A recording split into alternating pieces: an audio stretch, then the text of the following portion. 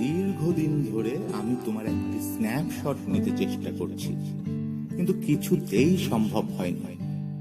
তুমি বারবার ফোকাস থেকে সরে গেছো।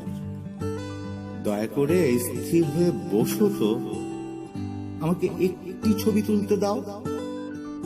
তোমার একটি স্থির চিত্র তুলবো বলে সুদূর শৈশবে একটি কোডাক ক্যামেরা হাতে নিয়ে একদিন ঘর থেকে বেরিয়ে এসেছিলাম পথে। একদিন লাল ফুলে ছাওয়া শিমুল গাছের নিচে তুমি দাঁড়িয়েছিলে। তুমি তখন 10-11 বছরের কিশোরী, আমি 20 বছরের যুবক। অনেক কায়দা করে শিমুল গাছটিকে পটভূমিতে রেখে সেদিন আমি তোমার একটি ছবি নিতে চেয়েছিলাম, কিন্তু পারিনি। অন্তিম মুহূর্তে ফোকাস থেকে তুমি সরে গিয়েছিলে। সেদিন কেন সরে গিয়েছিলে?